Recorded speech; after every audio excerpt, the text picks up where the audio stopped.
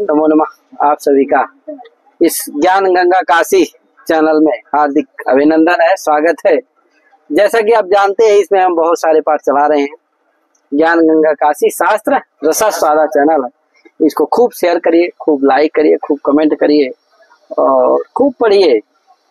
ये पाठ में आप एक ऑनलाइन चलाता हूँ, लघु सिद्धांत का भी एक चला रहा हूँ। सचित्र नहीं हो पाता लघु सिद्धांत में, अभी आइडियो आ रहा है। देखता हूँ, क्योंकि वो व्यवस्थित नहीं रहता है, कभी थोड़ा सा समय कम है, लेकिन इसको मैं प्रयास करता हूँ कि वीडियो सचित्र क्या रहे, ये उपलब्ध हो और ज्यादा से ज्यादा लोग इसका लाभ ले सकें। काफी लोग पढ़ रहे हैं, बड़ी खुशी की बात है। झारखंड, बिहार, उत्तराखंड, हिमाचल प्रदेश, दक्षिण भारत तक ये वीडियो जा रहा है, बड़ी प्रसन्नता की बात है। तो आप लोग खूब पढ़िए, सभी का स्वागत है। अभी हम वैयाकरण सिद्धांत कौमुदी में असंधि प्रकरण पढ़ा रहे हैं। असंधि में कौन सा प्रकरण है यार? असंधि में कौन सा सूत्र है? एका पूर्व प्रयोग।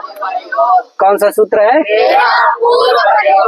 एका पूर्व प्रयोग। कहे ये बाबा जी आए हैं, कहाँ से आए हैं? नेपाल से कुछ लोग आए हैं, कुछ वहां से आए हैं, हरिद्वार से आए हैं, असम से आए हैं। तो लोग बहुत ज्यादा तमाम पढ़ रहे हैं, विदेशों में जा रहा है वीडियो। बड़ी खुशी की बात है, क्या प्रसन्नता की बात है। लोग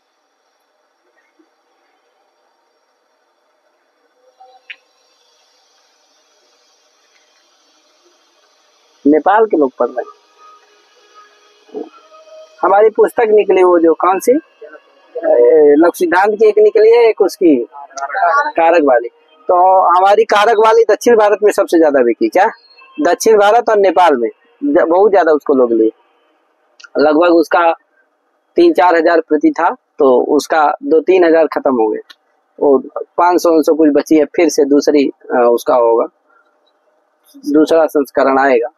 इसमें लगभग 10,000 प्रतियां छपेंगी, बहुत सारे आधार हैं। तो कुल मिलाकर के बहुत सारे लोग पढ़ते हैं। कहाँ? दक्षिण भारत। वो संस्कृत में भी है, जो हमारी वो है द्वारिका टीका है कारक वाली, वो तो संस्कृत में।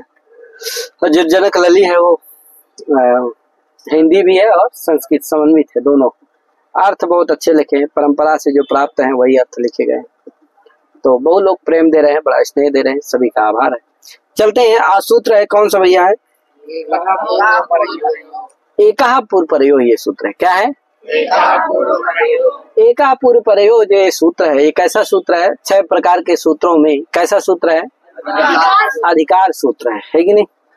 उत्तरोत्तर संबंधा अधिकार, अधिकार का लक्षण है। कहे बाबा जी क्या है? ये बाबा जी हमारे राजस्थान के मानताचार्य हैं, ये राजस्थान से आए हैं। इनका नाम है गिरी, मुकेशानंद गिरी जी महाराज। ये आए हैं वहां से पढ़ने के लिए। ये 10 साल तक कम से कम स्वाध्याय करेंगे, इसके बाद फिर वहां जाकर के क्या करेंगे अपना। सब बहुत अच्छे अच्छे संत हैं, सब पढ़ रहे हैं। हाँ, तो क्या हुआ? एका पूर्व प्रयोग क्या है? ये कैसा सूत्र है? अधिकार सूत्र। अधिकार सूत्र का क्या लक्षण है? उत्तरोत्तर संबंधा अधिकार। उत्तरोत्तर जानते ही हो। कहा इत्यधिकृत लिखा है ना, एका पूर्व प्रयोग इत्यधिकृत का। अधिकृत में अधिपूर्वक क्री धातु से अक्त्वा प्रत्यय और लेप करने पर क्या बनता है? अधिकृत बनता है। अक्त्वा प्रत्यय पूर्वकालिक क्रिया से होता है, पूर्वकालिक है कि नहीं? तो लेकिन उत्तरकालिक क्रिया होगी, जहाँ 2 क्रिया होंगी, पूर्वकालिक और उत्तरकालिक। उनमें से पूर्वकालिक जो क्रिया होगी उसी से अक्त्वा प्रत्यय होता है और लेप हो जाता है, तो अधिकृत बना है। तो यहाँ उत्तरकालिक क्रिया कौन सी है? क्या उत्तरकालिक क्रिया कौन सी है? कोई तो है तो नहीं। तो यहाँ कैसे क्या हो गया? अक्त्वा प्रत्यय हो गया, ये प्रश्न होता है, समझे कि नहीं? पूर्वकालिक जहाँ 2 क्रियाएं होती है, पूर्वकालिक और उत्तरकालिक, उसमें जो पूर्वकालिक क्रिया होती है उसी से क्या होता है? अक्त्वा प्रत्यय होता है। यहाँ कौन सी? एक ही क्रिया ही है, पूर्व अधिकृत अधिपूर्वक क्री, है कि नहीं? क्रियावाचक शब्द है, क्रियावाचक धातु है कौन? क्री। तो 2 क्रिया ही नहीं है। कहा नहीं भैया 2 है। आगे संधि निरूपण माह है कि नहीं? संधिम आह है कि नहीं? तो आगे संधिम आह इत्यादि में दूसरी क्रिया भी है, इसलिए वो कौन सी है? उत्तरकालिक क्रिया, पूर्वकालिक क्रिया, अधिपूर्वक क्रिया है, इसलिए उससे क्या हो जाता है? अक्त्वा प्रत्यय होकर के क्या बन जाता है? अधिकृत बन जाता है। ऐसा समझ लेना चाहिए। ये सूत्र क्या है? अधिकार है एकाह पूर्व प्रयोग, दो पद का सूत्र है। कहे एकाह पूर्व प्रयोग है कि नहीं? पूर्वश्च परश्च इति पूर्व पूर्व हाँ तयो पूर्व प्रयोग। ठीक है, एक पूर्वश्च परश्च इति पूर्व परौ तयो पूर्व प्रयोग। कहे तो दो पद का ये सूत्र है, एकाह पूर्व प्रयोग। ये कहा जाएगा। अभी देखिए इसके पहले क्या होता था कि पूर्व को कार्य होता था। किसको होता था? सुनाई दे रहा है ना? मेरी आवाज आ रही कि नहीं आ रही है? हाँ, सब हमारे नए छात्र भी इसमें कुछ बैठे हैं, कुछ पुराने, कुछ सब सुनो। संस्कार बनेगा, कुछ जो है कुछों का संस्कार बन रहा। संस्कार है कि नहीं है? संस्कार सबसे पीछे हो गया है हमारा। संस्कार को मैं आगे बैठाता हूँ, संस्कार हमारा सबसे पीछे हो जाता है। संस्कार आगे बैठो बेटा, आगे आ जाओ, यहाँ आ जाओ, यहाँ आ जाओ। वो भी बैठा है, क्या नाम है उसका? अंबुज है, अंबुज। अंबुज तो योग्य लड़का है। ठीक है, सुनाई दे रहा है ना अंबुज? हाँ, संस्कार इधर आ जाओ। तुम छोटे से बच्चे हो, बताओ कहीं घुस गए हो क्या है वहाँ? आवाजों पता नहीं किसी के पीछे बैठ गए होगे, हड़ रही होगी, आवाजों नहीं आ रही होगी। इधर आ जाया करो, छोटे हो बच्चा, आगे रहा करो यार। संस्कार तुम तो ठीक लड़के हो, लेकिन थोड़ा सा बदमाशी कर रहे हो। पढ़ने में क्या है, बड़ी बदमाशी करता है। चलो, तो क्या हुआ? एका पूर्व प्रयोग है कि नहीं? ये अभी तक क्या हो रहा था? पूर्व को कार्य हो रहा था। किसको हो रहा था? जैसे इक के स्थान में क्या होता था? यण होता था। पूर्व ही कोई नहीं हो रहा था। अब आगे जो होंगे कार्य वो किसको होंगे? पूर्व प्रयोग। किसको होंगे? दोनों को होंगे। पूर्व पर दोनों के स्थान पर होंगे। क्या? तो पूर्व प्रयोग एका भविष्य है कि नहीं? पूर्व पर के स्थान में कोई एक होगा। अब जैसे इसके उत्तर का सूत्र है, उदाहरण बता रहे हैं। जैसे इसके उत्तर का सूत्र है क्या? आद गुणा। क्या सूत्र है? आद गुणा में क्या गया?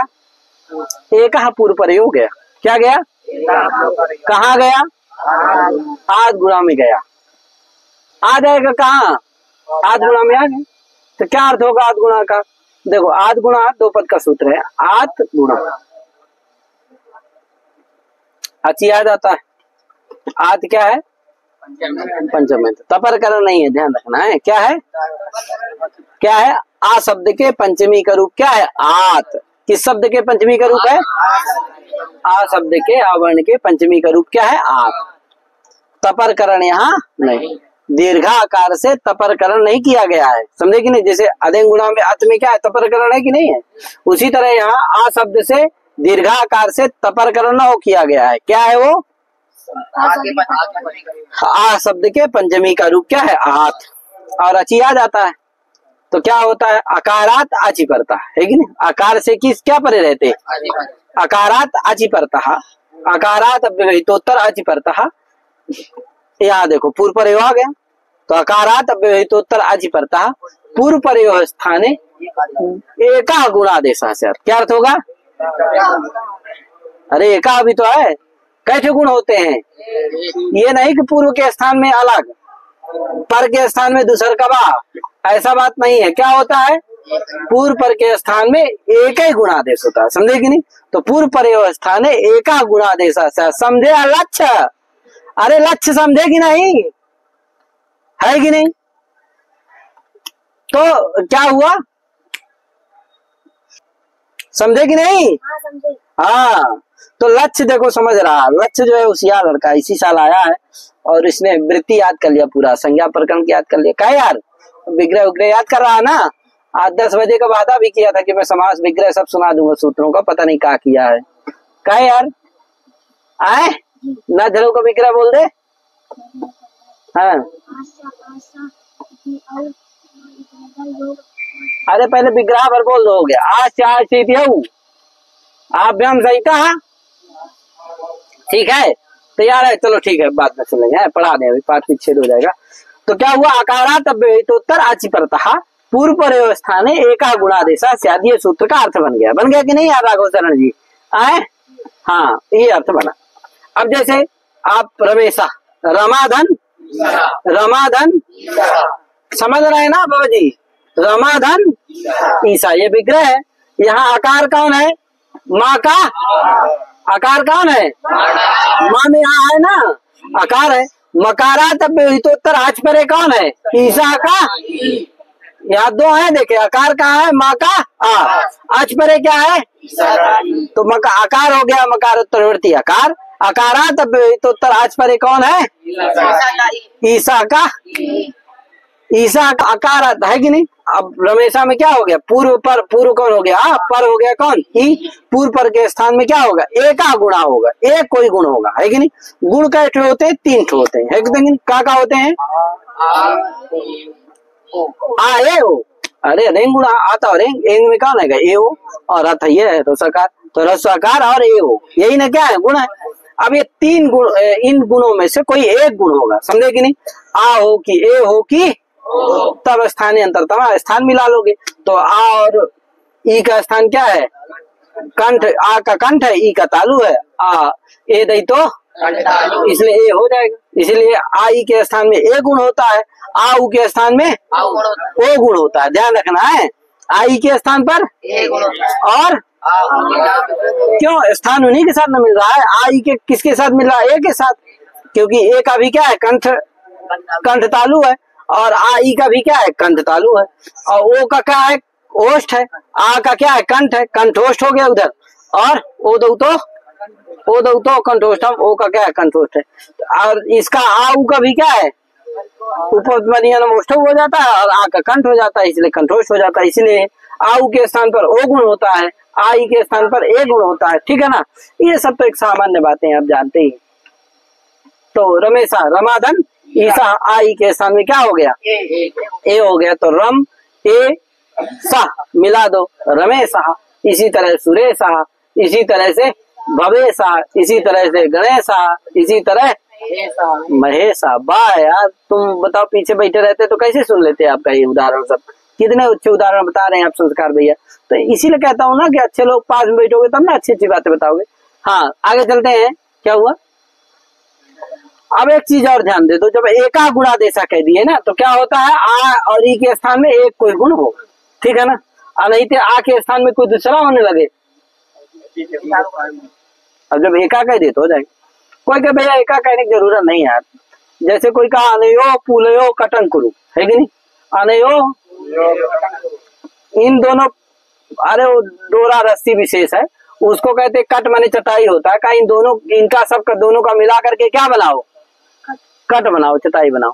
तो बताओ दोनों का क्या बनता है? एक ही ना कट बनता है, चटाई बनती है, कि 50 बन जाती है? एक ही तो बनती है। उसी तरह यहाँ पर भी पूर्व पर हो क्या होगा? एक ही ना गुण होगा। क्यों? एका गुणा में क्या है? गुणा में एक वचन है, तो एक उसको विवक्षित कर देंगे, जिससे क्या होगा? एक ही गुण होगा। क्या होगा? क्योंकि गुणा में क्या है? एक वचन है, उस एक वचन को क्या कर देंगे? विवक्षित कर देंगे, जिससे क्या होगा?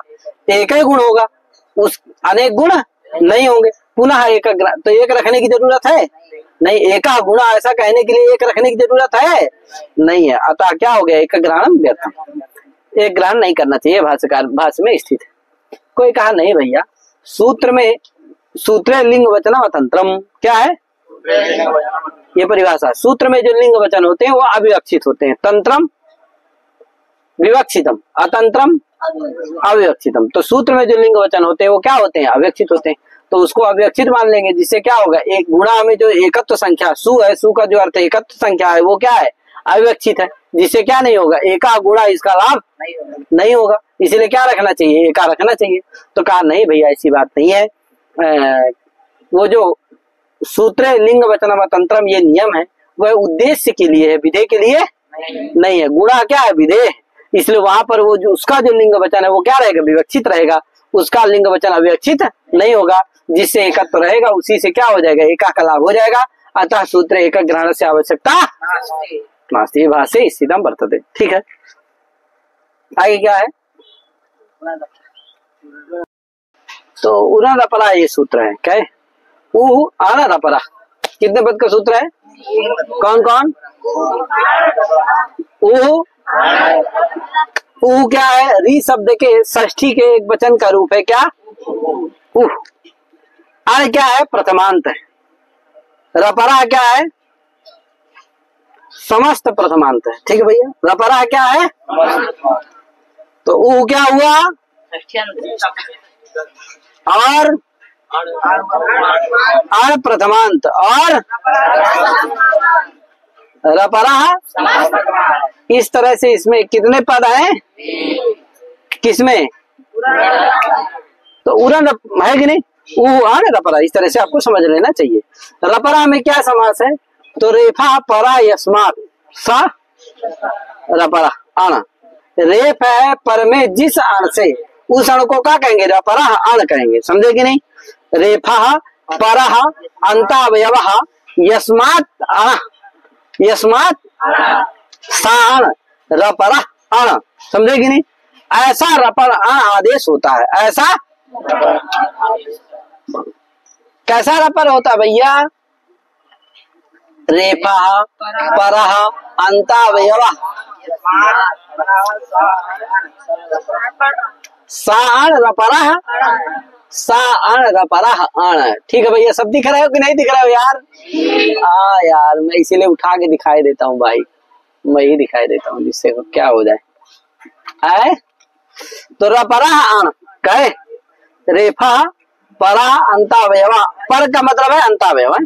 तो रेफा परा अंतावयव यस्मात् अण सा अण रपरा अण। ऐसा रपरा अण आदेश होता है। किसके स्थान में होता है भैया? री के स्थान में। किसके स्थान में? उ माने रिकारस्य, क्योंकि री शब्द के षष्ठी के एक वचन का रूप क्या है? उ का मतलब क्या है? रिकारस्य। क्या है? माने रिकार के स्थान पर क्या होता है? रपरा अण आदेश होता है। क्या होता है? इसमें क्या होता है? षष्ठी स्थानीय होगा सूत्र से क्या आ जाता है? स्थानीय आ जाता है। क्या आता है? तो क्या होता है कि रिकारस्य स्थानीय, रिकारस्य है कि नहीं? आदेशानाम प्राप्त है कि नहीं? और एक स्थानीय अंतरतमा से भी स्थानीय आ जाता है। उसका अर्थ होता है प्रसंग काले, इतना अर्थ होता है लक्षणा के द्वारा। उसका अर्थ हो जाता है प्रसंग काले। तो क्या अर्थ होता है? रिकारस्य स्थाने अनेके सामादेशानाम प्राप्ति काले प्रसंग काले रपरा अण आदेशा होती। क्या?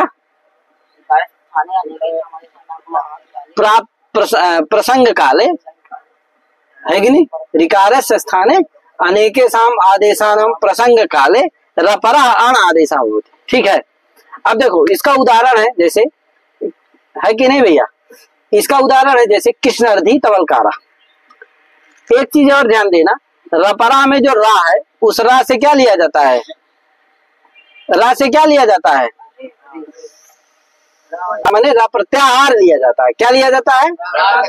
जिससे रा का मतलब है, रा प्रत्याहार में कितने बार आते हैं? कितने आते हैं? दो। तो दो आते हैं। कौन? रा ला। तो रपराहण का मतलब है रपराहण लपराहण को होती है कि नहीं? रपरण भी होता है। और एक चीज और ध्यान देना, ऊ में जो रिकार है उस किसके रूप है? षष्ठी के एक वचन का रूप है रिकार के, है कि नहीं? रेफा परा अंतावयव, इस तरह से हो जाता है। तो कृष्णार्धी तवलकार, यहाँ क्या है? कृष्ण री, कृष्ण री रिद्धि है। कृष्णदान रिद धातु से तीन प्रत्यय करने पर क्या बनता है? रिद्धि बनता है। तो रिद्धि में ध्यान देना, क्या है? दो धा है। क्या है? नहीं है। कृष्णार्धी में क्या है? दो धा है। माने रिद्धि में एक धा इधर वाला, एक ती वाला ता को भी क्या हो जाता है? जैसा चौदुदा से धा हो जाता है, जिससे रिध धी। तो रिद्धि, तो दो क्या है? उस धकरवा को ठोको जस्ट हो जाता है तो दा हो जाता है। क्या है? तो रिद्धि, लेकिन है वो दो धा है। फिर क्या हुआ? कृष्ण रिद्धि, ये बना। अब यहाँ देखो आकार का हुआ, लगेगा गुणा। क्या कहेगा? आकार से व्यवहितोत्तर आजपरे हो तो पूर्व के स्थान में गुणे का आदेश होता है। आकार कौन हो गया? और आकारोत्तरवर्ती आकार, उसे व्यवहितोत्तर आजपरे कौन है? रिद्धि का री, इसलिए पूर्व पर कौन हो गया? आ री। दोनों के स्थान में क्या हो गया? गुण एक आदेश होगा, एक गुण एक आदेश होगा। का आपका भैया मिलाइए, तीन ठो गुण है, आ ए ओ, इनमें से मिलाइए किसका मिलता है? तो देखिए आ और री का स्थान क्या है? आ का स्थान क्या है? कंठ। री का स्थान क्या है? मूर्धा। ऋतुर्षाणाम। तो आ का क्या है? कंठ। री का क्या है? तो स्थानीय कौन हुए? आ और री, उनका स्थान क्या है? कंठ और मूर्धा। और जो आदेश है कौन? गुण। आ ए ओ, आदेश कौन है? गुण यही ना है। इनमें से किसका स्थान कंठ और मूर्धा है? किसी का है? आ है। आ का स्थान तो केवल कंठ ही भर है। कहे यार ए का स्थान क्या है? कंठ तालु। कंठ मूर्धा थोड़ी है। ओ का स्थान क्या है? कंठोष्ठ की कंठ मूर्धा है। तो भैया कहा कि आ और री के साथ किसी का भी मिल रहा है स्थान, तो कौन हो? कौन? तो कहा तो कहे नहीं भैया, अब लगेगा कौन? उरा रपरा। कहा भैया प्रसंग काले एव रपराण भवती है कि नहीं? रिकारस स्थाने, रिकारस अथवा लिकारस, क्योंकि री से री और ली की दोनों की क्या होती है? सवर्ण संज्ञा होती है, तो इसलिए रिकारस लिकारस दोनों लेना है। तो रिकारस स्थाने अथवा लिकारस स्थाने याण स रपरा भवती। साण प्रसंग काले रपरा भवती है कि नहीं? प्रसंग काल में, प्राप्ति काल में ही क्या हो जाता है? रपर हो जाता है। तो प्रसंग काल जब आ के साथ क्या मिलाएंगे? आ के साथ, क्योंकि आ का क्या है? कंठ है। अब चूंकि री के स्थान में क्या होने वाला? उरा रपरा से रा होने वाला, वो रपर हो जाएगा। रपर माने रपर लपर दोनों हो जाएगा। तो वो जो रपर हो जाएगा तो आर हो जाएगा ना। और क्या हो जाएगा? आल हो जाएगा। अब इस आर का और आल का क्या मिल जाएगा? स्थान मिल जाएगा? नहीं मिलेगा, क्योंकि आर का क्या है? आ का क्या है? कंठ। और रा का क्या है? मूर्धा। और आ और री का स्थान भी क्या है? कंठ मूर्धा। तो इस तरह से मिला लेना। इसी तरह आल का भी मिल जाएगा। दी और ली के स्थान में क्या हो जाता है? आल हो जाता है, क्योंकि आ का स्थान क्या हो जाता है? कंठ। और ला का स्थान दंत। तो और वो आ और ली का स्थान भी क्या है? कंठ और दंत है। इसलिए आ और री के स्थान में क्या हो जाएगा? आर और आल हो जाता है, जिससे कृष्णार्धी में क्या हो जाएगा? आर होकर के क्या बन जाएगा? कृष्णार्धी। तबलकारा में क्या हो जाता? तब धन लिकारा, यहाँ आल हो जाता है तो क्या बन जाता है? तबलकारा। इसमें कई सारे पक्ष है उरपरा में, एक दिन हम विशेष बताएंगे। अभी आज सामान्य ही बता रहा हूँ भैया। क्या नहीं, एक दिन इसका केवल उरपरा का ही पाठ होगा। थोड़ा एक चीज छूट गई है, आद गुणा में बताना चाह रहा था मैं। आत ये पंचमी का रूप है, तपरकरण नहीं है।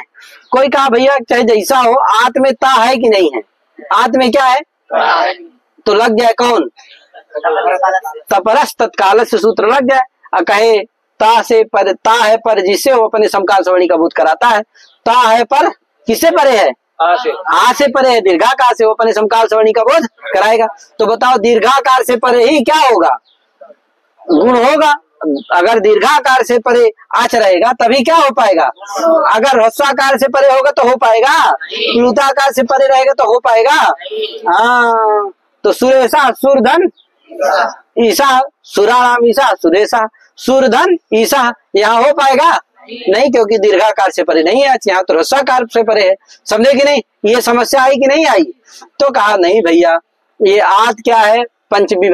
पंचमी का रूप है कि नहीं? आ शब्द के पंचमी का रूप क्या है? आत है। तो ये जो आत में ता है ना, ये विभक्ति का तकार है। आत होता है ना, गसी के स्थान में क्या हो जाता है? ता गसी गसा मिनात स्या, इससे क्या हो जाता है? तो बताओ गस विभक्ति थी, गस के स्थान में क्या हो जाता है? आत। तो बताओ ये जो आत में ता है, ये किसका तकार है? विभक्ति का तकार है कि नहीं है?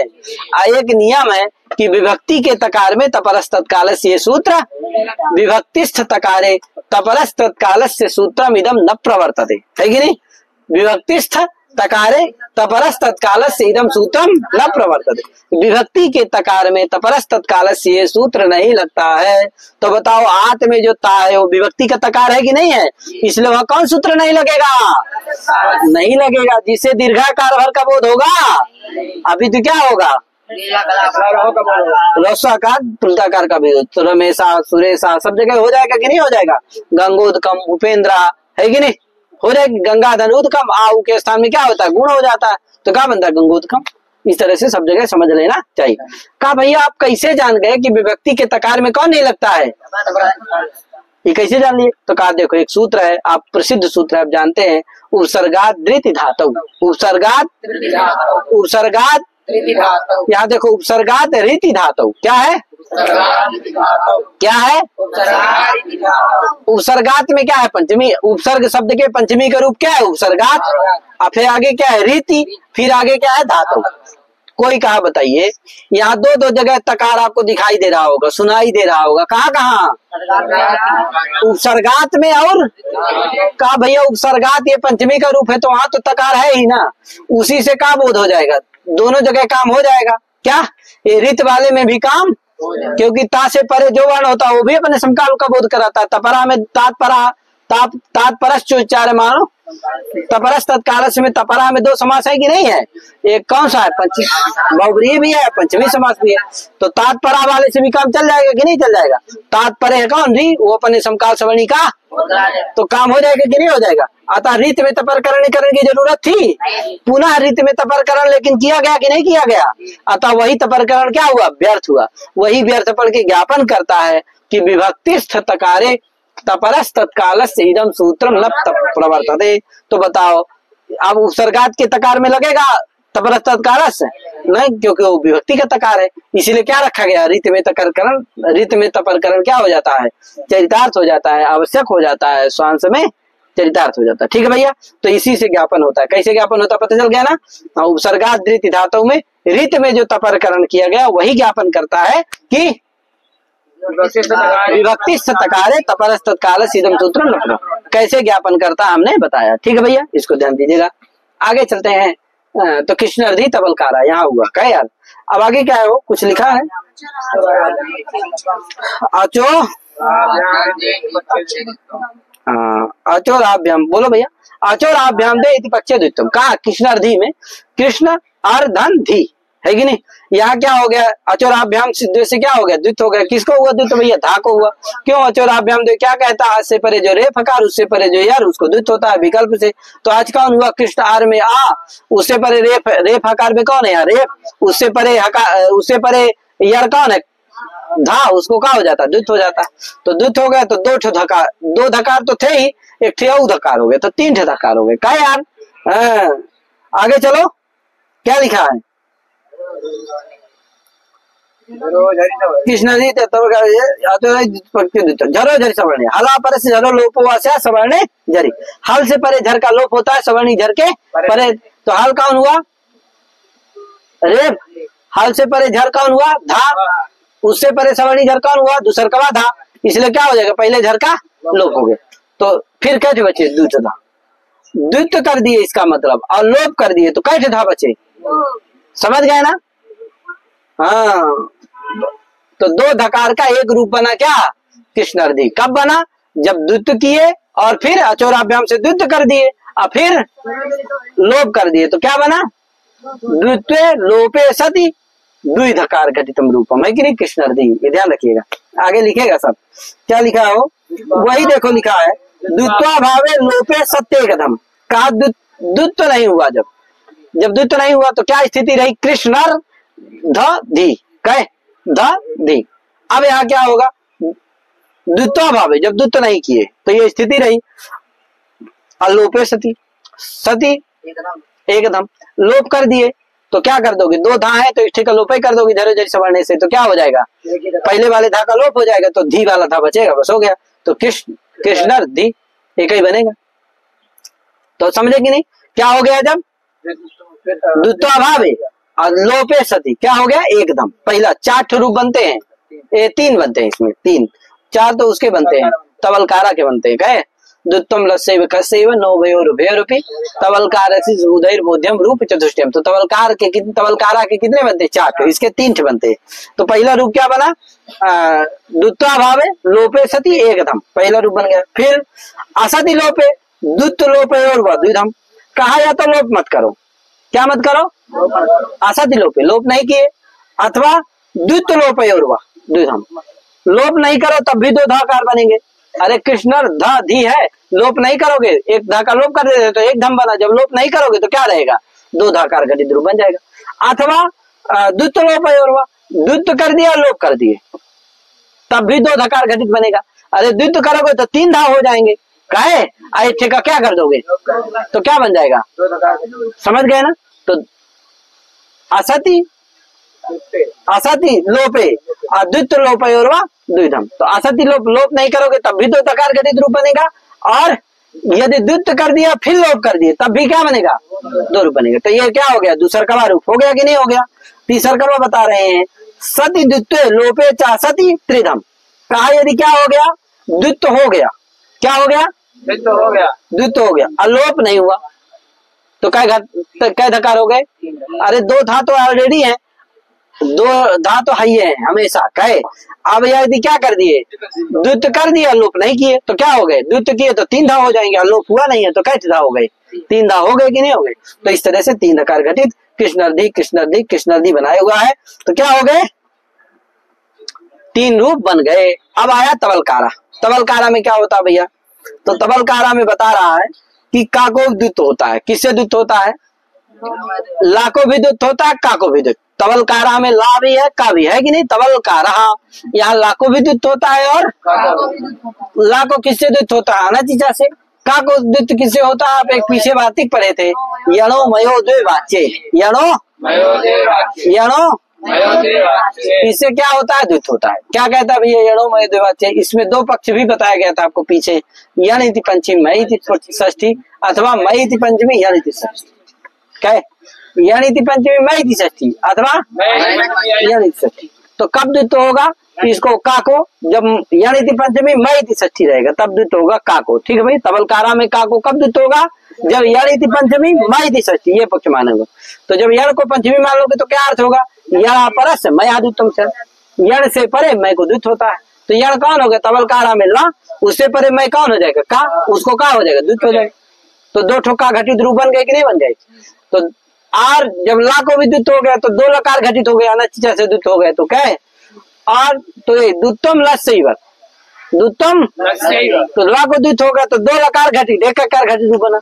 कस्यैव जब का को द्वित्व हो गया तो क्या हुआ, एक लकार घटित दो लकार घटित रूप, द्वित्वम लस्यैव कस्यैव, है कि नहीं। अनो भयो दोनों को द्वित्व नहीं हुआ तो एक लकार एक ककार घटित तीसरकवा रूप बन गया। और भयोरपि, और जब दोनों के एक साथ द्वित्व हो गया, ला को भी का को भी, तो दो लकार दो ककार घटित रूप बन गया क्या, चतुर्थकवा। समझ गए कि नहीं।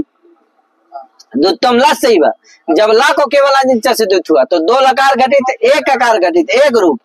और द्वित्वम कस्यैव, जब का भर को द्वित्व हुआ, ला को द्वित्व नहीं हुआ तो क्या हुआ, एक लकार दो ककार घटित रूप बनाया, ये दूसरकवा हो गया। तीसरकवा कब,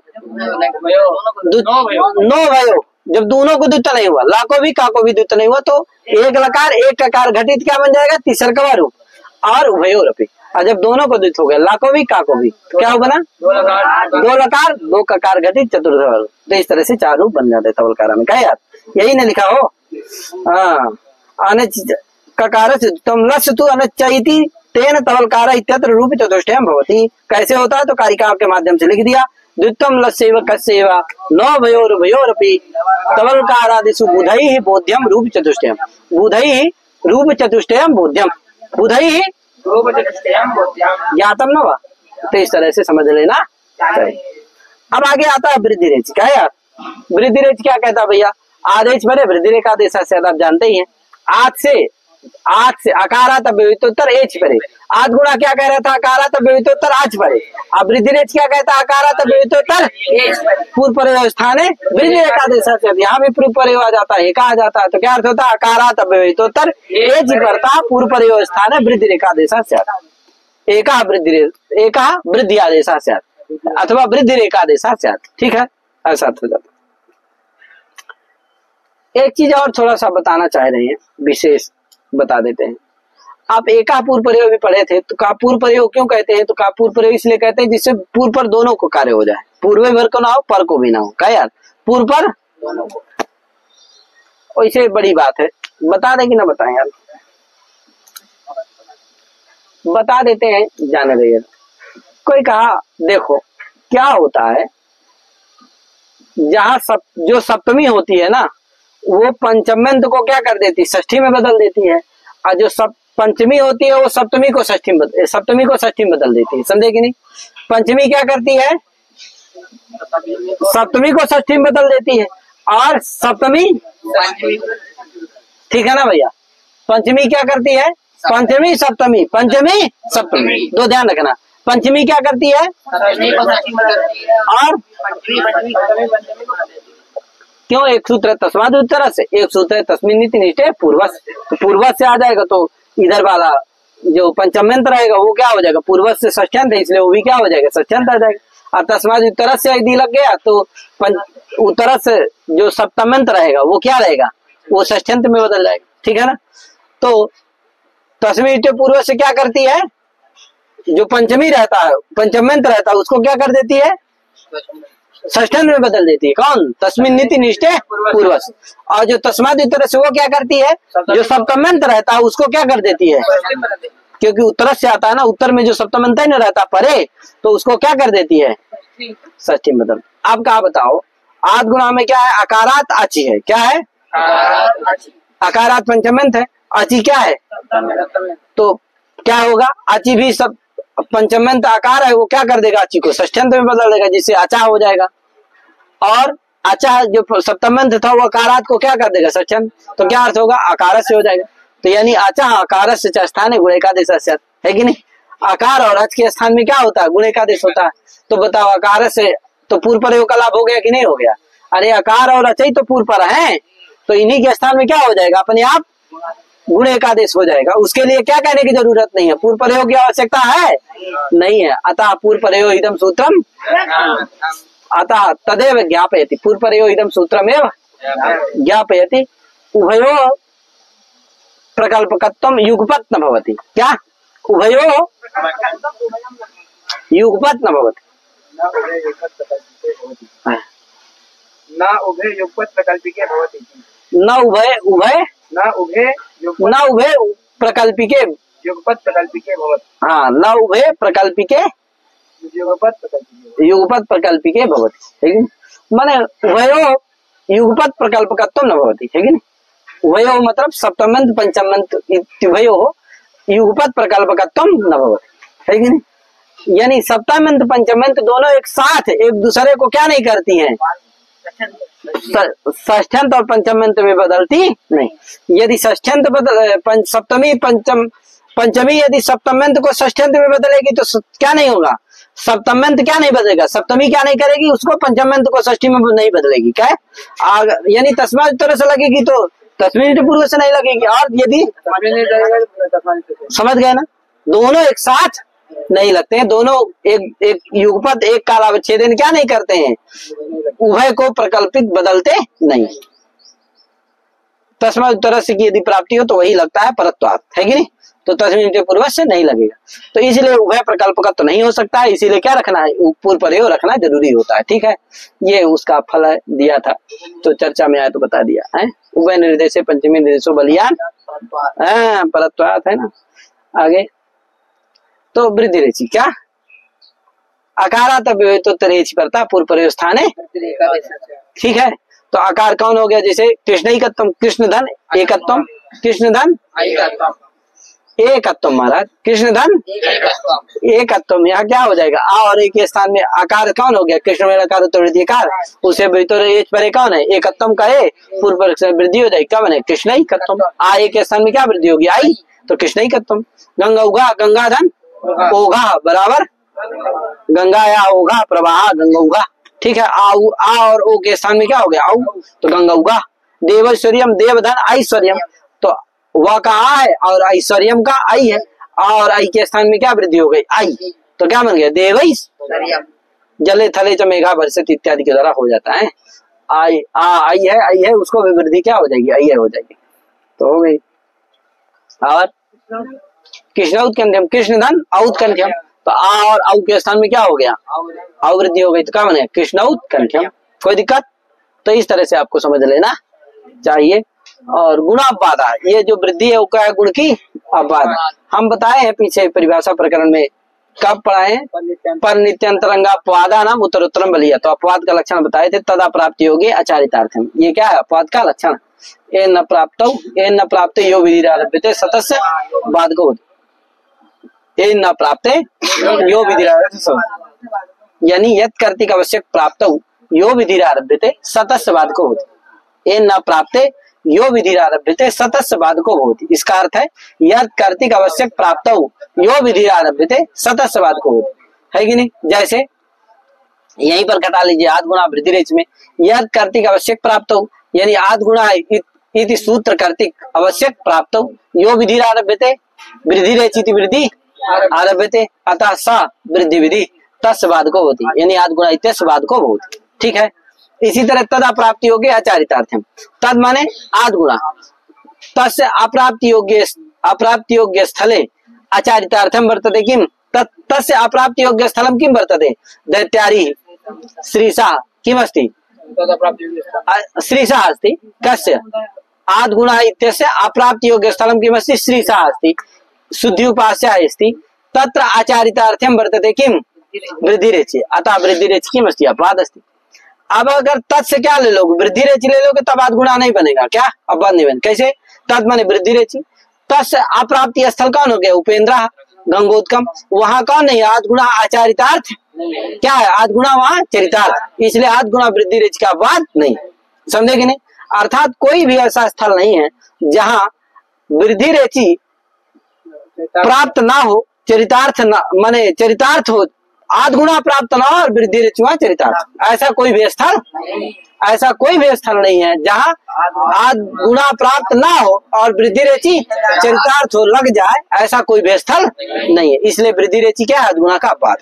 लेकिन आद गुणा अपवाद नहीं, क्यों, क्योंकि ऐसा स्थल है जहां वृद्धि रेचि प्राप्त नहीं है लेकिन आद गुणा वहां चरितार्थ है, जैसे उपेंद्र, यहाँ वृद्धि रेचि प्राप्त है क्या, नहीं है, क्यों, क्योंकि आगे एच परे नहीं, उपधन इंद्रा यहाँ क्या नहीं परे है, आज परे, एच थोड़ी परे है, इसलिए वृद्धि रेचि प्राप्त नहीं है, लेकिन यहाँ आद गुणा यहाँ चरितार्थ, अतः वृद्धि रेचि के अप्राप्त स्थल में कौन चरितार्थ है, आद गुणा चरितार्थ है, क्या नहीं है, आचरितार्थ, इसलिए आद गुणा क्या नहीं है, वृद्धि रेचि का अपवाद नहीं, लेकिन वृद्धि रेचि क्या है, क्यों, क्योंकि वृद्धि रेचि आद गुणा के वृद्धि रेचि आद गुणा के अप्राप्ति स्थल में क्या है, आचरितार्थ है, चरितार्थ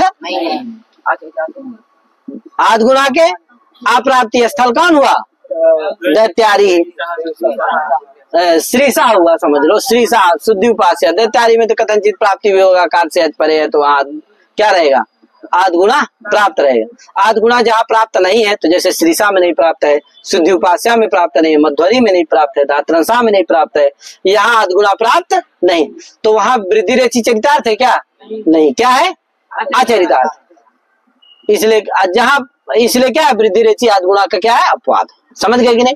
तो वृद्धि रेचि आद गुणा का बाद है, आद गुणा वृद्धि रेचि का बाद नहीं, तो ये दोनों लक्षण हमने बता दिया, ए न प्राप्ते यो विधि आरभ्यते सतस्य बाधको होती, अथवा तदा प्राप्ति योग्य आचारितार्थ, ये दोनों को घटा दिया, बता दिया, इसको आप अच्छी तरह समझ ले गया। और थोड़ा एक चीज और ध्यान रखिए, थोड़ा सा बता देता हूँ, व्याप्य व्यापक होता है, वो बाध्य बाधक भाव होते हैं, जो व्यापक शास्त्र होता है और एक व्यापक शास्त्र होता है, एक व्यापक उद्देश्यक शास्त्र होता है। व्यापक शास्त्र का मतलब है व्यापक उद्देश्यक शास्त्र होता है और एक व्याप्य उद्देश्यक शास्त्र होता है, समझे कि नहीं। एक शास्त्र ऐसा होता है जिसका उद्देश्य व्यापक होता है, एक शास्त्र ऐसा होता है जिसका उद्देश्य व्याप्य होता है।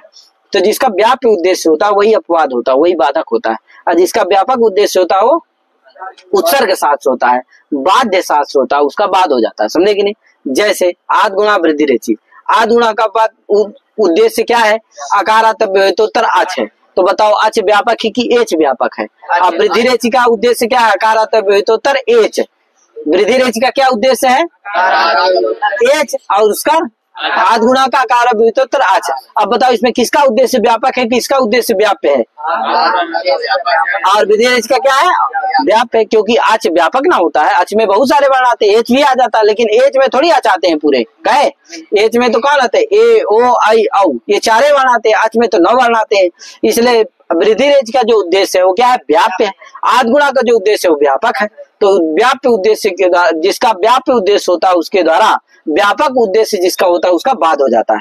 तो यानी वृद्धि रेचि के द्वारा आद गुणा का क्या हो जाता है, बाद हो जाता है, जिससे जहां वृद्धि रेचि लगता है वहां आद गुणा नहीं लगता है। जैसे अभी ये उदाहरण बताए, कहाँ कहाँ, देवैश्वर्यम, गंगा उघा, कृष्ण उत्कंठ्यम इत्यादि में, ठीक है। यहाँ गुण प्राप्त है यद्यपि, लेकिन वृद्धि रेचि के द्वारा क्या हो जाता है, बाद हो जाता है। इसी चीज को लिखा है गुणा अपवाद। वृद्धि क्या है, गुण का अपवाद है, वृद्धि क्या है, तो इसको ठीक से समझ लीजिएगा, जान लीजिएगा। जहाँ समस्या हो पूछिएगा, कमेंट करिएगा, बताइएगा, चर्चा करिएगा। तो इतना करके अपनी बारी विराम देता हूँ। सभी को हरि ओम, नमो नमः, जय श्री राम, राधे राधे।